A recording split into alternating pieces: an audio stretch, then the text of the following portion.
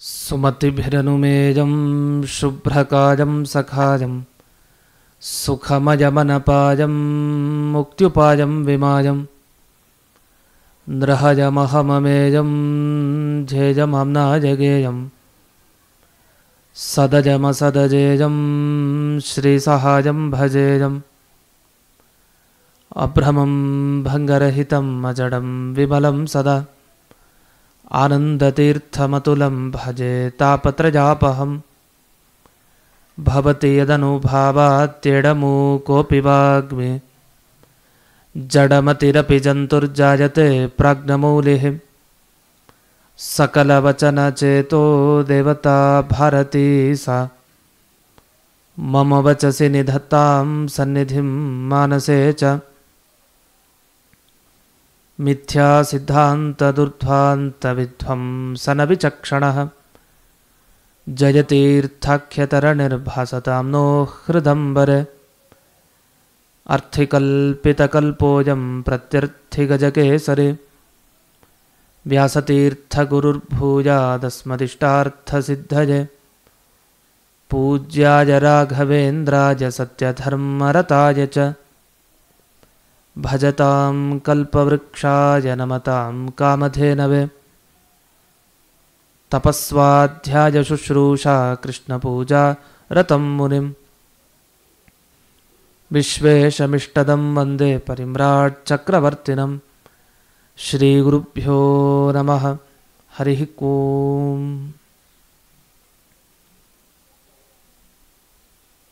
ವೈಶಾಖ ಮಾಸ ತುಂಬ ಪವಿತ್ರವಾದ ಮಾಸ. ನಾವೆಲ್ಲ ಒಂದು ಮಾತನ್ನು ಕೇಳ್ತೀವಿ ವೈಶಾಖ ಮಾಸದ ಬಗ್ಗೆ. ಕತ್ತಲೆಗೆ ಕೊನೆಗೆ ಯಾವಾಗ ಅಂದರೆ ಬೆಳಕು ಬಂದಾಗ. ಹಾಗೆ ಕೊನೆ ಪಾಪ ಅಂದರೆ ಯಾವುದು? ಅದು ಚಾಡಿ ಚುಚ್ಚೋದಂತೆ. ಚಾಡಿ ಅನ್ನೋದು ಪಾಪಗಳ ಕೊನೆಗೆ ಬರುತ್ತಂತೆ. ಇನ್ನು ಕತ್ತಲೆ ಕೊನೆಗೊಳ್ಳೋದು ಬೆಳಕು ಬಂದಾಗ. ಇನ್ನು ನಮ್ಮ ಪಾಪಗಳೆಲ್ಲ ಪರಿಹರಿಸಬೇಕು ಅಂದರೆ ಅದು ಪರೋಪಕಾರದಿಂದ ಹೋಗುತ್ತಂತೆ. ಹಾಗೆ ಮತ್ತೊಂದು ದಾರಿ ಇದೆ. ಅದು ಯಾವುದು ಅಂದರೆ ವೈಶಾಖ ಮಾಸದಲ್ಲಿ ಮಾಡೋ ಆಚರಣೆ ಇದೆಯಲ್ಲ, ಅದು ಆಚರಣೆ ಮಾಡಿದರೆ ನಮ್ಮ ಪಾಪಗಳಿಗೆ ಅದೇ ಕೊನೆ ಅಂತೆ. ನಮ್ಮ ಪಾಪಗಳು ಎಲ್ಲಿವರೆಗೂ ಇರುತ್ತೆ ಅಂದರೆ ವೈಶಾಖ ಮಾಸದ ಆಚರಣೆ ಮಾಡದೇ ಇರೋವರೆಗೆ. ಮಾಡಿದರೆ ಕೂಡಲೇ ಪಾಪಗಳನ್ನು ಕಳಿತೀವಿ ಅಂತ. ಈ ನಿಟ್ಟಿನಲ್ಲಿ ವೈಶಾಖ ಮಾಸದಲ್ಲಿ ಬಹಳ ವಿಶೇಷವಾದ ದಿವಸ ನಮಗೆ ಸಿಗೋದು ಅಕ್ಷಯ ತೃತೀಯ ದಿವಸ. ಈ ದಿವಸ ಏನು ಮಾಡಿದರೂ ಕೂಡ ಸಣ್ಣ ಕೆಲಸ, ಪುಣ್ಯ ಕೆಲಸ, ಅದು ಅಕ್ಷಯ ಫಲವನ್ನು ಕೊಡುತ್ತೆ. ಅಕ್ಷಯ ಫಲ ಅಂದರೆ ನಾವು ಮಾಡಿದ ಕರ್ಮ ಸರಿ ಹೋಗಲಿಲ್ಲ ಅಂತಿಲ್ಲ, ಅವತ್ತು ಮುಹೂರ್ತನೇ ನೋಡೋ ಹಾಗಿಲ್ಲ. ಅಂಥ ಒಳ್ಳೆಯ ದಿವಸ. ಯಾವ ಘಳಿಗೆಯಲ್ಲಿ, ಮಧ್ಯಾಹ್ನನೋ ಸಂಜೆನೋ ಬೆಳಗ್ಗೆನೋ ಯಾವ ಕಾಲದಲ್ಲಾದರೂ ಕೂಡ ಒಳ್ಳೆಯ ಕೆಲಸವನ್ನು ಮಾಡಿದರೆ ಸಾಕಂತೆ. ಅನಂತ ಪುಣ್ಯ. ನಾವು ಮಾಡಿದ್ದಕ್ಕೆ ಬೆಲೆ ಕಟ್ಟಲಿಕ್ಕೆ ಸಾಧ್ಯ ಇಲ್ಲ.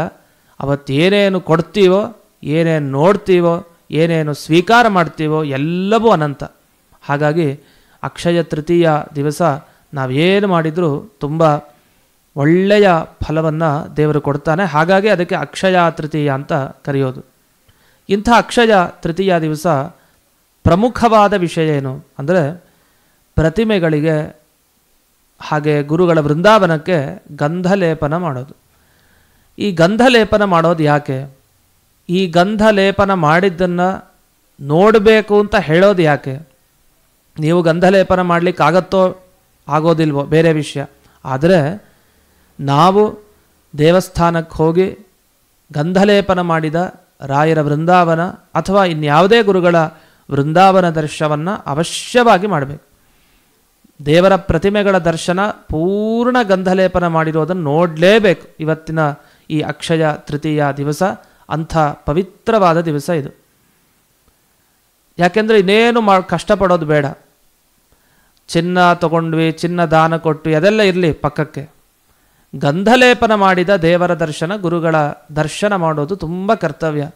ಯಾಕೆ ಇಷ್ಟೊಂದು ಮಹತ್ವವನ್ನು ಇಂದಿನ ದಿವಸ ಈ ಗಂಧಲೇಪನಕ್ಕಾಗಲಿ ಅಥವಾ ಗಂಧಲೇಪನದ ದರ್ಶನ ನೋಡೋದಕ್ಕಾಗಲಿ ಕೊಟ್ಟಿದ್ದಾರೆ ಅಂದಾಗ ಒಂದು ಮಾತನ್ನು ಧರ್ಮಶಾಸ್ತ್ರಗಳು ತಿಳಿಸ್ತವೆ. ಧರ್ಮಸಿಂಧು ಅಂತ ಒಂದು ಗ್ರಂಥ, ಅದರಲ್ಲಿ ತಿಳಿಸ್ತಾ ಯಃ ಕರೋತಿ ತೃತೀಯಾಯಾಂ ಕೃಷ್ಣಂ ಚಂದನಲೇಪಿತಂ ವೈಶಾಖಸ್ಯ ಸಿತೆ ಪಕ್ಷೆ ಸಯಾತ್ಯಚ್ಯುತ ಮಂದಿರಂ. ಯಾರು ಈ ಅಕ್ಷಯ ತೃತೀಯ ದಿವಸ ಕೃಷ್ಣನನ್ನು ಚಂದನಲೇಪಿತಂ ಗಂಧಲೇಪಿತನನ್ನಾಗಿ, ಅಂದರೆ ಕೃಷ್ಣನಿಗೆ ಪೂರ್ತಿ ಅವನ ಕೈ ಮುಖ ಕಾಲು ಪೂರ್ತಿಯಾಗಿ ಇಡೀ ದೇಹಕ್ಕೆ, ಅಂದರೆ ಪ್ರತಿಮೆಯ ದೇಹಕ್ಕೆ ಗಂಧಲೇಪನವನ್ನು ಮಾಡ್ತಾನೋ ಅವನು ಸೀದಾ ಭಗವಂತನ ಮಂದಿರಕ್ಕೆ ಹೋಗ್ತಾನೆ. ಹಾಗಾದರೆ ಅಕ್ಷಯ ತೃತೀಯ ದಿವಸ ಮಾಡೋದಕ್ಕೆ ಗಂಧಲೇಪನಕ್ಕೇನು ಪುಣ್ಯ ಅಂದರೆ ಸೀದಾ ಭಗವಂತನ ವೈಕುಂಠವನ್ನು ಪಡೆಯೋದು. ಅಷ್ಟು ವಿಶೇಷವಾದ ಫಲವನ್ನು ಹೇಳಿದ್ದಾರೆ. ಇವತ್ತಿನ ದಿವಸ ಯಾಕೆ ಈ ಗಂಧಲೇಪನ ಮಾಡೋದು ಅಂದರೆ,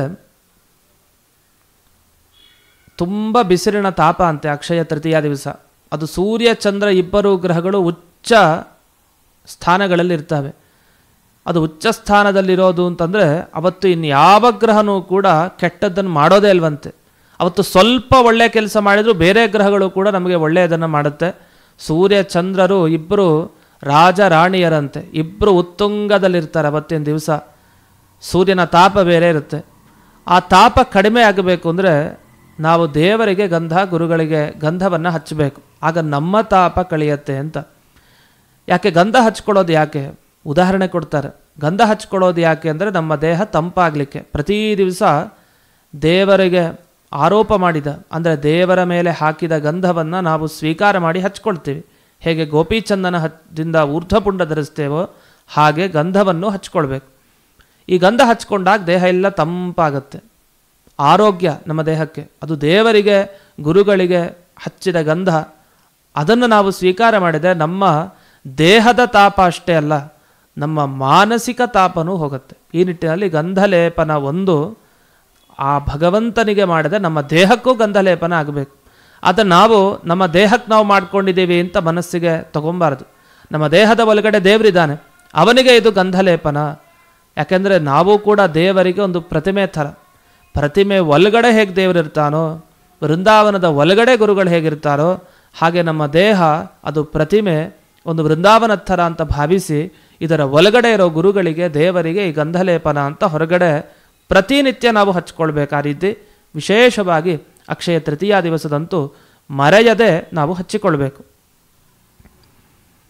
ಇನ್ನು ಈ ಗಂಧಲೇಪನ ಮಾಡ್ತಾ 1000 ಕೃಷ್ಣ ಮಂತ್ರ ಜಪ ಅಥವಾ 100 ಕೃಷ್ಣ ಮಂತ್ರ ಜಪವನ್ನು ಮಾಡ್ತಾ, ಅಂದರೆ ಕ್ಲೀಂ ಕೃಷ್ಣಾಯ ನಮಃ ಅಂತ ಹೇಳ್ಕೊಡ್ತಾ ಗಂಧಲೇಪನವನ್ನು ಮಾಡಬೇಕು.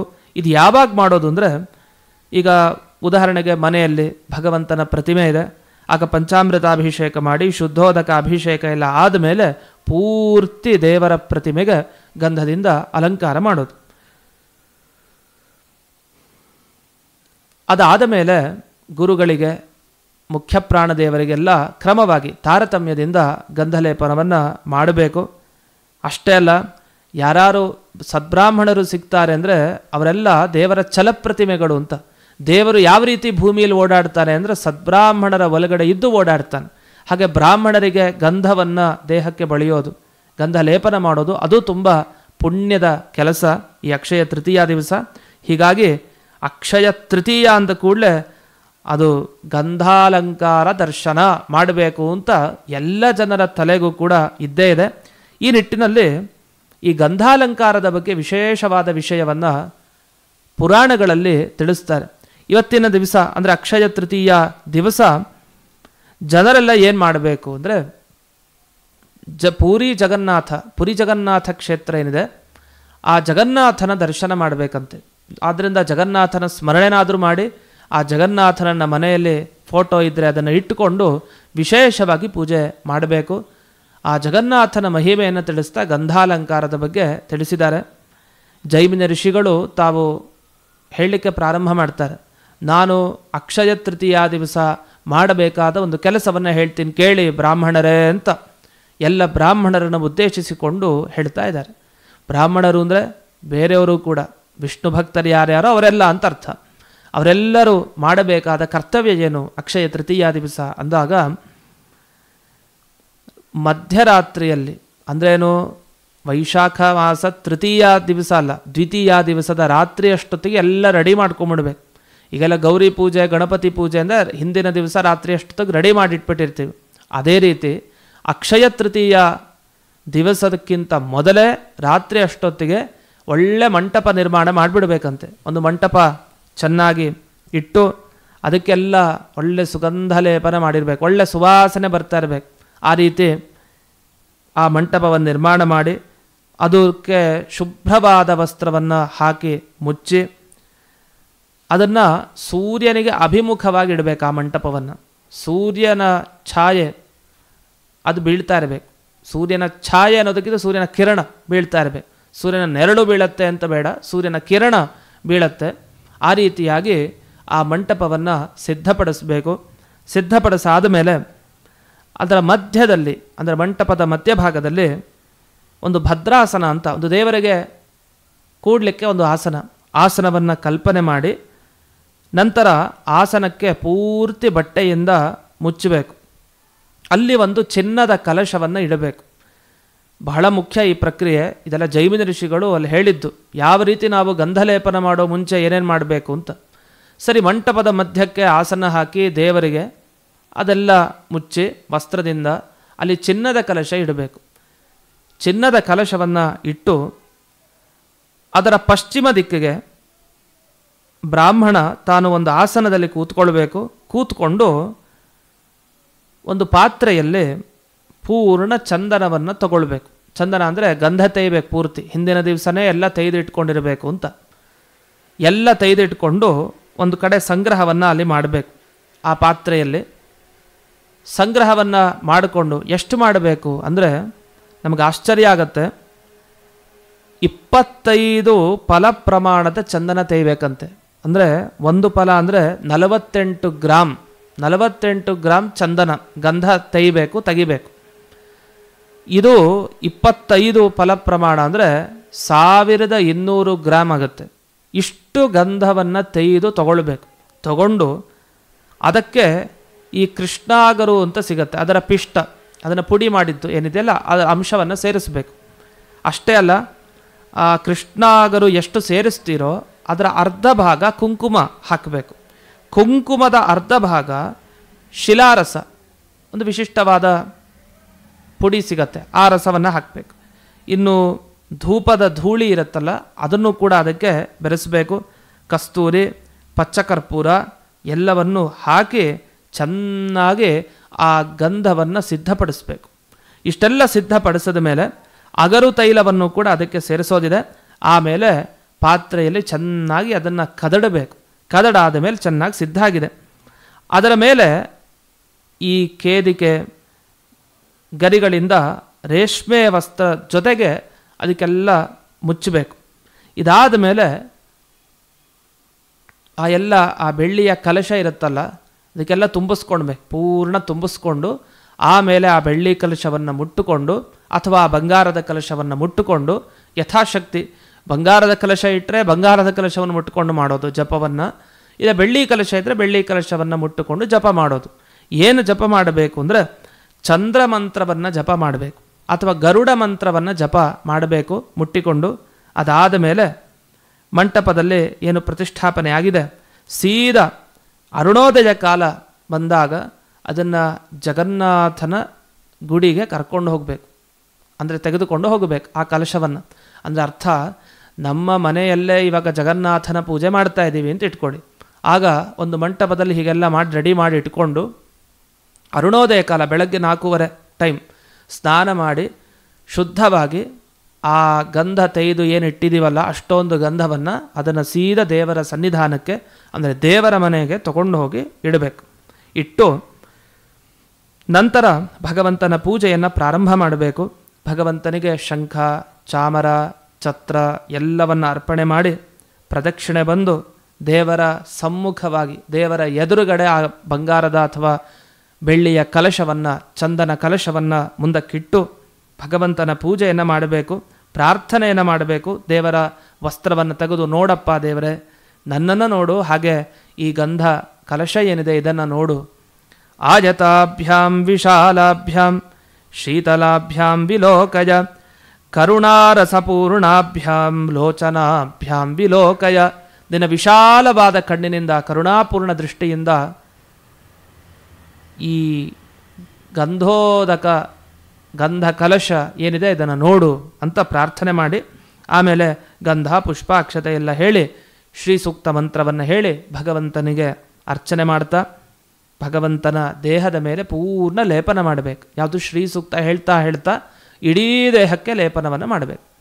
ಹಿರಣ್ಯವರ್ಣಾಂ ಹರಿಣೀಂ ಸುವರ್ಣರಜತಸ್ರಜಾಂ. ನಮ್ಮ ಪ್ರಸಿದ್ಧವಾದ ಮಂತ್ರ ಇದೆ. ಗಂಧದ್ವಾರಾಂ ದುರಾಧರ್ಷಾಂ ನಿತ್ಯಪುಷ್ಟಾಂಕರೀಷಿಣೀಂ ಈಶ್ವರೀಂ ಸರ್ವಭೂತಾನಾಂ ತಾಮಿಹೋಪಕ್ವಯೇ ಶ್ರಿಯಂ. ಪೂರ್ಣ ಲಕ್ಷ್ಮೀ ಸಹಿತನಾದ ಭಗವಂತನ ಸನ್ನಿಧಾನ ಬರಬೇಕು ಅಂದರೆ ಈ ಸೂಕ್ತವನ್ನು ಹೇಳಿ ಅಲ್ಲಿ ಪ್ರತಿಮೆಯಲ್ಲಿ ದೇವರು ಬರೋ ಹಾಗೆ ಸನ್ನಿಧಾನವನ್ನು ಚಿಂತಿಸಿ ಪೂರ್ಣ ಗಂಧದಿಂದ ಲೇಪನ ಮಾಡಿ ಜಯ ಜಯ ಜಯ ಜಯ ಅಂತ ಭಗವಂತನ ಕುರಿತು ಉಪನಿಷತ್ತು ಪಾರಾಯಣ ಮಾಡಿ, ಭಗವದ್ಗೀತೆ ಪಾರಾಯಣ ಮಾಡಿ, ವೇದಮಂತ್ರಗಳನ್ನು ಪಾರಾಯಣ ಮಾಡಿ, ಅಲ್ಲಿ ವೇಣುಧ್ವನಿ, ಕೊಳಲಿನ ಧ್ವನಿ ಬರಲಿ, ವೀಣೆ ಧ್ವನಿ ಬರಲಿ, ಎಲ್ಲ ಧ್ವನಿಗಳ ಮುಖಾಂತರ ಆ ಜಗನ್ನಾಥನಿಗೆ ತೃತೀಯ ತಿಥಿಯ ಪ್ರಾರಂಭದಲ್ಲೇ ಬೆಳಗಿನ ಜಾವರದಲ್ಲೇ ಈ ರೀತಿಯ ಸಂತೋಷವನ್ನು ಆ ಭಗವಂತನಿಗೆ ಉಂಟು ಮಾಡಬೇಕು. ಸರಿ, ಇಷ್ಟೆಲ್ಲ ಆಯಿತು. ಈ ರೀತಿಯ ಉತ್ಸವವನ್ನು ಅವಶ್ಯವಾಗಿ ಅಕ್ಷಯ ತೃತೀಯ ಮಾಡಲೇಬೇಕು. ಅದರಿಂದ ಹಿಂದಿನ ದಿವಸದಿಂದ ಸಿದ್ಧತೆ ಮಾಡಿಕೊಂಡು ಮಾರನೇ ದಿವಸ ಮಾಡಬೇಕು. ಗೊತ್ತಿಲ್ಲದೆ ಇದ್ದರೆ ಬೆಳಗ್ಗೆ ಕೇಳಿದಾಗಲಾದರೂ ಆಯಿತು. ಅಕ್ಷಯ ತೃತೀಯ ಪುಣ್ಯಕಾಲ, ರಾಹುಕಾಲ ಈ ಕಾಲ ಯಾವುದು ನೋಡೋದು ಬೇಡ ಅವತ್ತಿನ ದಿವಸ. ಆದ್ದರಿಂದ ಯಾವ ಕಾಲದಲ್ಲಿ ನಮಗೆ ಜ್ಞಾನ ಬಂತೋ ಆ ಕಾಲದಲ್ಲಿ ಹೋಗಿ ಮಡಿ ಸ್ನಾನ ಮಾಡಿ ಶುದ್ಧವಾಗಿ ಮಾಡಿಬಿಡೋದು. ಅದು ಸೂರ್ಯಾಸ್ತದ ಒಳಗಡೆ ಇರಲಿ, ಅದು ತುಂಬ ಶ್ರೇಷ್ಠ. ಸೂರ್ಯೋದಯದಿಂದ ಆರಂಭಿಸಿಕೊಂಡು ಸೂರ್ಯಾಸ್ತದವರೆಗೆ ಆ ಕಾರ್ಯಗಳೇನಿದೆ ಅದನ್ನು ಚೆನ್ನಾಗಿ ಯಾವುದೇ ಟೈಮನ್ನು ನೋಡದೆ ನಾವು ಪಾಲಿಸಬೇಕು. ಇಂತಹ ಈ ಅಕ್ಷಯ ತೃತೀಯ ದಿವಸ ಇಷ್ಟು ಮಾಡಬೇಕು ಅಂತ ನಾವು ಅಂದುಕೊಂಡ್ರು ಅಥವಾ ನಾವು ಈ ರೀತಿ ಪ್ರವಚನದ ಮುಖಾಂತರ ಕೇಳಿದ್ರೂ ಸಾಕು, ಏನಾಗತ್ತೆ ಫಲ? ಯಸ್ಯ ಚಿಂತನ ಮಾತ್ರೇಣ ತಾಪ ನಶ್ಯಂತಿ ದೇಹಿನಾಂ. ಎಲ್ಲ ರೀತಿಯ ತಾಪ, ತುಂಬ ಕಷ್ಟ ರೀ, ಮನಸ್ಸಿಗೆ ತುಂಬ ಖೇದ ಆಗೋಗಿದೆ ಅಂತ ಏನೇ ಇರಲಿ, ದೇಹಕ್ಕೆ ಎಂಥ ರೋಗ ಬಾಧೆ ಇದೆ, ಸಾಕಾಗ್ಬಿಟ್ಟಿದೆ ಅಂತ ಏನೇ ಅನಿಸಲಿ ನಿಮಗೆ, ಎಲ್ಲ ತಾಪಗಳ ಪರಿಹಾರ ಇದನ್ನು ಯೋಚನೆ ಮಾಡೋದ್ರಿಂದ ಕೇಳೋದ್ರಿಂದ ಆಗತ್ತೆ ಅಂತ ಹೇಳ್ತಾರೆ. ಇನ್ನು ಅಷ್ಟೇ ಅಲ್ಲ, ಗಂಧಲೇಪನದ ದರ್ಶನ ಮಾಡಿದ್ರೆ ಏನು ಫಲ ಅಂದಾಗ ತಾಪಾಂಧ್ರಣಾಂ ಹಂತಿ ತದಾ ದ್ವಿಜಾಹ. ಗಂಧಲೇಪನ ಮಾಡಬೇಕಾದ್ರೆ ಹೋಗಿ ನಿಂತ್ಕೊಂಡು ನೋಡ್ತಾ ಇರಬೇಕಂತೆ ಪೂರ್ಣ ಗಂಧಲೇಪನ ಆಗೋವರೆಗೆ. ಪೂರ್ಣ ಗಂಧಲೇಪನ ಆಗೋವರೆಗೆ ನೋಡಿದಾಗ ಎಲ್ಲ ಮನುಷ್ಯರ ತಾಪ ಅದು ಪರಿಹಾರ ಆಗತ್ತೆ ಅಂತ ಜೈಮಿನಿ ಋಷಿಗಳು ತಿಳಿಸ್ತಾ ಇದ್ದಾರೆ. ಆಮೇಲೆ ಹಾಲು, ಬೆಣ್ಣೆ, ಮೊಸರು, ಭಕ್ಷ್ಯ, ಭೋಜ್ಯ, ಪುಷ್ಪಮಾಲೆ ಎಲ್ಲವನ್ನು ದೇವರಿಗೆ ಅರ್ಪಣೆ ಮಾಡಿ, ತಾಂಬೂಲವನ್ನು ಅರ್ಪಣೆ ಮಾಡಿ, ಈ ರೀತಿ ಕೃಷ್ಣನಿಗೆ ಯಾವ ಮನುಷ್ಯರು ಅಕ್ಷಯ ತೃತೀಯ ದಿವಸ ಗಂಧಲೇಪನ ಮಾಡ್ತಾರೋ ಅವರಿಗೆ 100 ಕೋಟಿ ಕಲ್ಪ ಆದರೂ ಮತ್ತೆ ಸಂಸಾರಕ್ಕೆ ಬರಲ್ಲ, ಅಂದರೆ ಅವ್ರಿಗೆ ಶಾಶ್ವತ ಮುಕ್ತಿನೇ ಸಿಗತ್ತೆ ಅಂತ ಅರ್ಥ. ಇಷ್ಟೊಂದು ಫಲವನ್ನು ಹೇಳಿದ್ದಾರೆ. ಅಷ್ಟೇ ಅಲ್ಲ, ವೈಕುಂಠದಲ್ಲಿ ವಾಸ, ಭಗವಂತನ ಥರ ಶಂಖಚಕ್ರ ಆಯುಧಗಳನ್ನು ಇಟ್ಕೊಂಡು ಅವನ ಥರ ಸಾರೂಪ್ಯ ಮೋಕ್ಷವನ್ನು ಆ ವ್ಯಕ್ತಿ ಪಡಿತಾನೆ. ಯಾಕೆಂದರೆ ಇದರಲ್ಲೆಲ್ಲ ಉದಾಹರಣೆನೂ ಕೂಡ ಇದೆ, ಸುಮ್ಮನೆ ಹೇಳ್ತಾ ಇಲ್ಲ ಅಂತ ಜೈಮಿನಿ ಋಷಿಗಳು ತಿಳಿಸ್ತಾರೆ. ಇಲ್ಲಿ ಅಕ್ಷಯ ತೃತೀಯ ದಿವಸ ಗಂಧಲೇಪನ ಮಾಡಿರ್ತಾರೆ ಗುರುಗಳಿಗೆ ಅಥವಾ ದೇವರ ಪ್ರತಿಮೆಗೆ. ನೀವು ಆ ವೃಂದಾವನದ ಮುಂದೆ ನಿಂತು ಅಲ್ಲಿ ದೇವರ ಆರಾಧನೆ ಮಾಡಬೇಕು. ಒಂದು ಸ್ತೋತ್ರ ಇದೆ, ಅಕ್ಷಯ ತೃತೀಯ ದಿವಸ ಪಠಿಸಬೇಕಾದ, ಅದು ಗಂಧಲೇಪನ ಸಮಯದಲ್ಲಿ, ಗಂಧಲೇಪನ ಮುಗಿದ ಮೇಲೆ ಪಠಿಸಬೇಕಾದ ವಿಶೇಷವಾದ ಸ್ತೋತ್ರ ಇದೆ. ಇದು ದಕ್ಷ ಪ್ರಜಾಪತಿಗಳು ತಾವು ದೇವರನ್ನು ನೋಡಿ ಸ್ತೋತ್ರ ಮಾಡಿದ ವಿಶೇಷವಾದ ಸ್ತೋತ್ರ. ಜೈಮಿನಿ ಋಷಿಗಳು ತಿಳಿಸ್ತಾರೆ, ದಕ್ಷ ಪ್ರಜಾಪತಿಯು ಕೂಡ ಹೀಗೆ ಈ ಅಕ್ಷಯ ತೃತೀಯ ದಿವಸ ಈ ಗಂಧಲೇಪನ ವ್ರತ ಮಹೋತ್ಸವವನ್ನೆಲ್ಲ ಆಚರಿಸಿದ್ರಂತೆ. ಆಮೇಲೆ ಸ್ತೋತ್ರ ಮಾಡಿದ್ರಂತೆ. ಅವ್ರಿಗೆ ಎಂಥ ಫಲ ಸಿಕ್ತೋ ಅದನ್ನು ಕೇಳಿ ಹೇಳ್ತೀನಿ. ಅದನ್ನು ಗಂಧಲೇಪನ ಇವತ್ತಿನ ದಿವಸ ಅಕ್ಷಯ ತೃತೀಯ ದಿವಸ ಮಿಸ್ ಮಾಡೋ ಹಾಗೆ ಇಲ್ಲ, ಮಾಡಲೇಬೇಕು. ಚೂರಾದರೂ ಇಲ್ಲ, ಮಾಡಿದ್ದನ್ನು ನಾವು ನೋಡಾದರೂ ಹೋಗಲೇಬೇಕು, ನೋಡದೆ ನಾವು ಎಲ್ಲೂ ಕೂಡ ಹೋಗಬಾರ್ದು. ಯಾಕೆ? ಆಧ್ಯಾತ್ಮಿಕಾದಿ ಸಂತಾಪೈಹಿ, ಆಧ್ಯಾತ್ಮಿಕ, ಆದಿಭೌತಿಕ, ಆದಿದೈವಿಕ ಯಾವುದೇ ರೀತಿಯ ತಾಪಗಳನ್ನು ಕಳ್ಕೊಳ್ಳಿಕ್ಕೆ ಒಂದು ಒಳ್ಳೆಯ ಅವಕಾಶ ಈ ಅಕ್ಷಯ ತೃತೀಯ ದಿವಸದ ಈ ಗಂಧಲೇಪನದ ದರ್ಶನ ಅಷ್ಟೇ, ನೋಡೋದಕ್ಕೆ ಎಷ್ಟು. ಅಲ್ಲಿ ದಕ್ಷ ಪ್ರಜಾಪತಿಗಳು ತಾವು ದೇವರಿಗೆ ಎಲ್ಲ ಅಂಗಗಳಲ್ಲಿ ಗಂಧಲೇಪನ ಮಾಡ್ತಾರಂತೆ. ಇದೆಲ್ಲ ನಡೆದಿದ್ದು ತುಂಬ ಹಿಂದಕ್ಕೆ, ಆ ದಕ್ಷ ಪ್ರಜಾಪತಿಗಳ ಕಾಲದ ಬಗ್ಗೆ ಹೇಳ್ತಾ ಇರೋದು. ಆಗ ಗಂಧಲೇಪನ ಮಾಡಿ ಸಂತೋಷದಿಂದ ಈ ಸ್ತೋತ್ರವನ್ನು ಮಾಡ್ತಾರಂತೆ. ಏನು ಸ್ತೋತ್ರ ಮಾಡ್ತಾರೆ ಅದನ್ನು ನೋಡೋಣ. ದೇವದೇವ ಜಗನ್ನಾಥ ಸಹಜಾನಂದ ನಿರ್ಮಲ ಸಂಸಾರಾರ್ಣವ ಸಮ್ಮಗ್ನಾಂತ್ರಾಹಿನಃ ಪರಮೇಶ್ವರ. ಈ ಸಂಸಾರ ಸಾಗರದಲ್ಲಿ ಮುಳುಗಿದ್ದಾರೆ, ಸಹಜ ಆನಂದವನ್ನು ಮರೆತಿದ್ದಾರೆ, ಈ ಸಂಸಾರದಲ್ಲಿ ಇರೋನ್ನ ಉದ್ಧಾರ ಮಾಡು ಸ್ವಾಮಿ ಅಂತ ಈ ಶ್ಲೋಕವನ್ನು ನಾವು ಹೇಳಲೇಬೇಕು. ಇನ್ನು ಅಷ್ಟೇ ಅಲ್ಲ, ಮುಂದಕ್ಕೆ ಅವರು ಪ್ರಾರ್ಥನೆ ಮಾಡ್ತಾ ಹೋಗ್ತಾರೆ. ಕಷ್ಟದಲ್ಲಿ ಜನರಿದ್ದಾರೆ, ನನ್ನ ಮೇಲೆ ದಯೆ ತೋರಿಸು, ಅದೇ ರೀತಿ ಇವ್ರ ಮೇಲೂ ದಯೆ ತೋರಿಸು. ನಮ್ಮ ಪ್ರಾರ್ಥನೆ ಹೇಗಿರಬೇಕು? ಸ್ವಾರ್ಥಪರವಾಗಿ ನಮ್ಮ ಪ್ರಾರ್ಥನೆ ಇರಬಾರ್ದು, ಬೇರೆಯವ್ರಿಗೂ ಒಳ್ಳೆಯದಾಗಲಿ ಅಂತ ಪ್ರಾರ್ಥನೆಯನ್ನು ಮಾಡಬೇಕು. ಆ ರೀತಿ ಭಗವಂತನ ಪ್ರಾರ್ಥನೆಯನ್ನು ವಿಶೇಷವಾಗಿ ದಕ್ಷ ಪ್ರಜಾಪತಿಗಳು ಮಾಡ್ತಾ ಇನ್ನೊಂದು ಶ್ಲೋಕ ಕೊನೆಗೆ ಅವ ಸ್ತೋತ್ರದಲ್ಲಿ 2 ಶ್ಲೋಕ ಹೇಳ್ತಾರೆ, ಅಪರೂಪದ ಶ್ಲೋಕ. ಜಯ ಕೃಷ್ಣ ಜಯೇಶಾನ ಜಯಾಕ್ಷರ ಜಯಾವ್ಯಯ ಪ್ರಸೀದಾನುಗ್ರಹಾಣೆ ಮಾನ್ ದೀನಾನ್ ಮೂಢಾನ್ ವಿಚೇತಸಃ.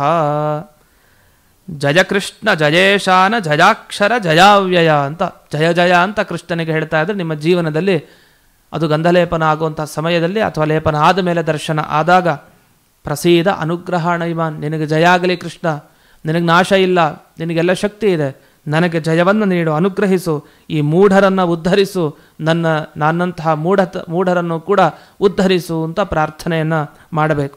ಹೀಗೆ ಮಾಡಿ ದಂಡಪಾತಂಪಪಾತ ಉದ್ದಂಡ ಬಿದ್ದಂತೆ ದಕ್ಷ ಪ್ರಜಾಪತಿ ಬಿದ್ದು ಪ್ರಸೀದೇಶ ಪ್ರಸೀದೇಶ ಪ್ರಸೀದೇಶೇತಿ ಘೋಷಯನ್.